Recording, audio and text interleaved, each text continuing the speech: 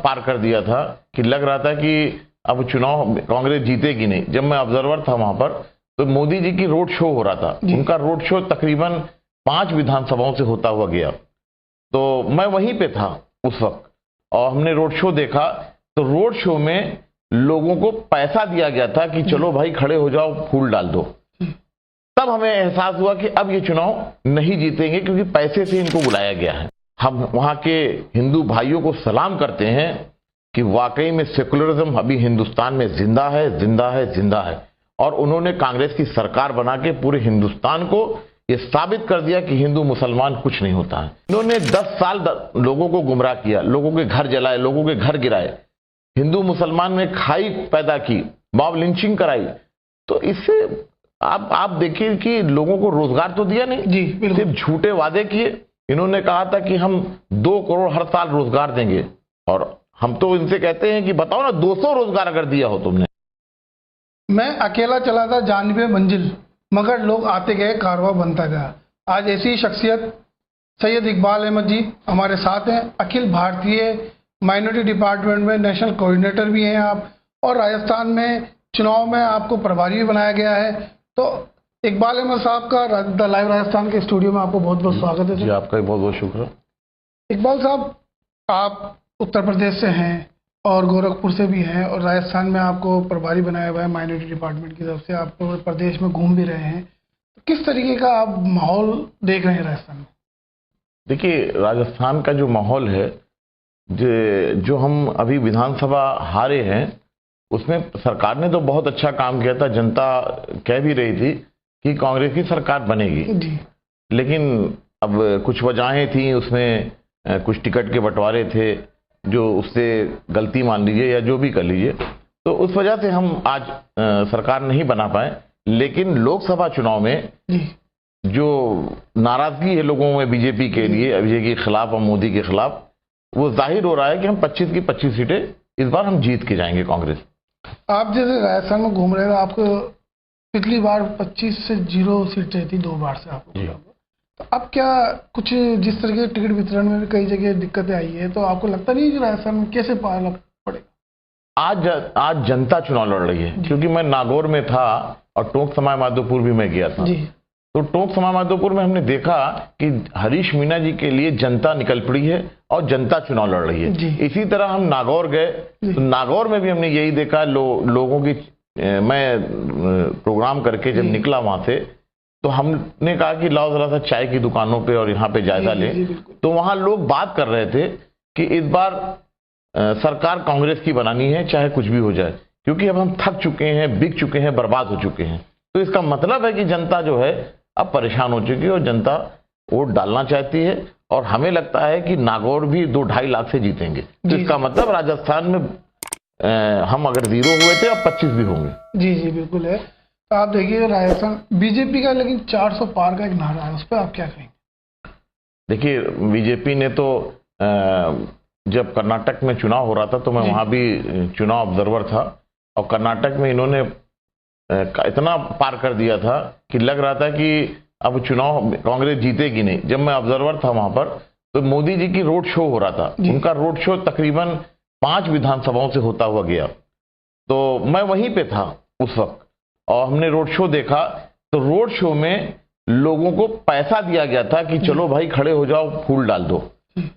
तब हमें एहसास हुआ कि अब ये चुनाव नहीं जीतेंगे क्योंकि पैसे से इनको बुलाया गया है। तो वहां इन्होंने हिंदू मुसलमान का कार्ड खेला, लास्ट में बजरंगबली का कार्ड खेला। लेकिन हम वहां के हिंदू भाइयों को सलाम करते हैं कि वाकई में सेकुलरिज्म अभी हिंदुस्तान में जिंदा है, जिंदा है, जिंदा है।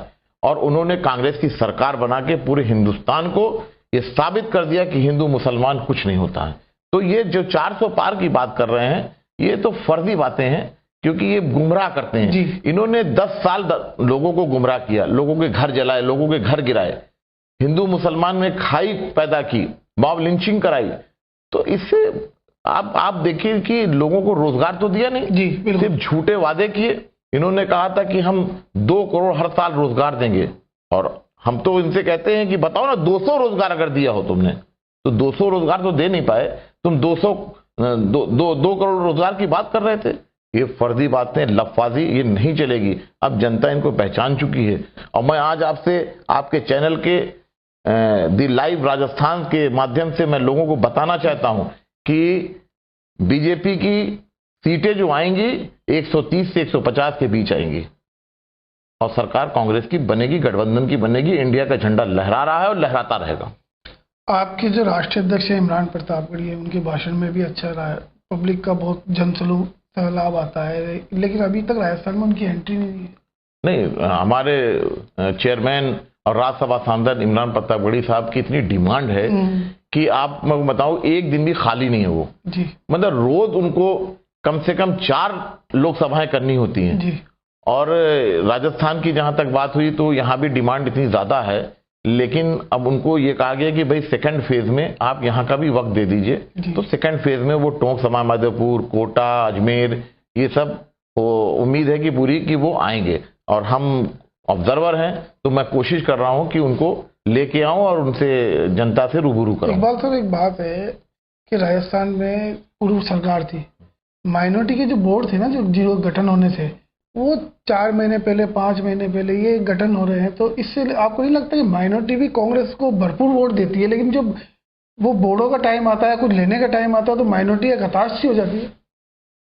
भाई, मैं एक बात आपसे कहूंगा कि माइनॉरिटी की जहां तक बात है कि माइनॉरिटी वाकई में 100% वोट डालती है।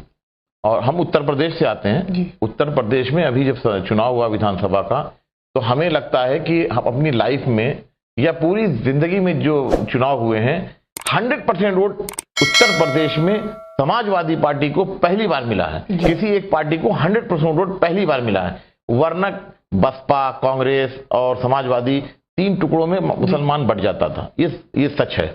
लेकिन मुसलमानों के जब वक्त आता है कुछ देने का, तो ये पार्टियां सोचने लगती हैं। लेकिन राहुल जी जो देश के युवा सम्राट, गरीबों और मजलूमों और युवाओं की आवाज, किसानों की आवाज, मोहब्बत की दुकान खोलने वाला राहुल गांधी, जो आज 4000 किलोमीटर पैदल चला, 6000 किलोमीटर उसके बाद चले, तो उन्होंने ये बात साबित कर दिया है कि हम हर, चाहे मुसलमान हो, चाहे क्रिश्चियन हो, चाहे सरदार हो, जिनके साथ भी ये व्यवहार हो रहा है और परेशानियों का सामना कर रहा है, हम उनका साथ देंगे। क्योंकि आज आप बताइए कि परेशान कौन है? अल्पसंख्यक परेशान है। मारा कौन जा रहा है? दलित, सरदार, क्रिश्चियन, मुसलमान। तो उन्होंने दुकान किसकी खोली?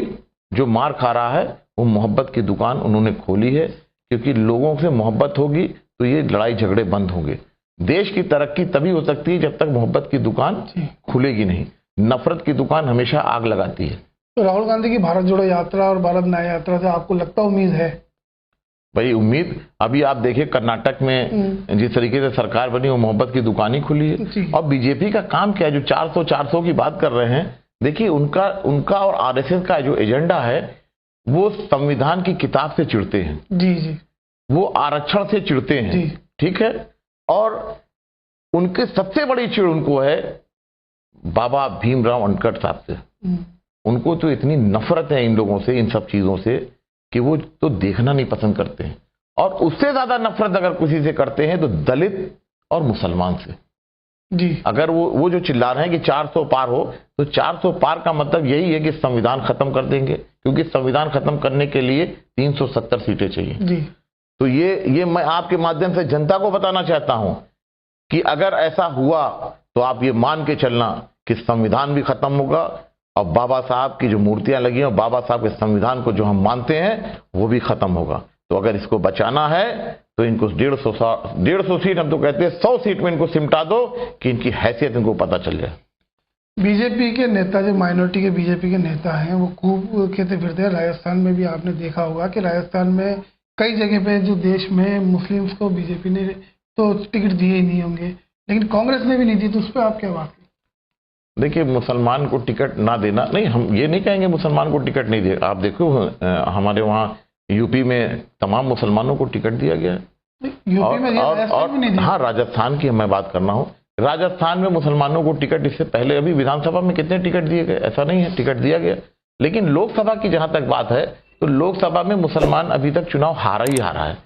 तो हम इस संविधान को बचाने हैं, बाबा साहब के संविधान को बचाना है, आरक्षण को बचाना है, तो हम हिंदू मुसलमान को नहीं देखना है। हमें वो सीटें देनी है, वो कैंडिडेट को देना है जो चुनाव जीत के आए और सरकार बनाए। जब सरकार बन जाएगी तो मुसलमान भी बच जाएगा और दलित भी बच जाएगा। देश में बीजेपी के सीए एनआरसी जैसे कई प्रोपेगेंडे हैं, तो इस पे क्या मतलब माइनॉरिटी डरी हुई है, ये क्या है माइनॉरिटी में?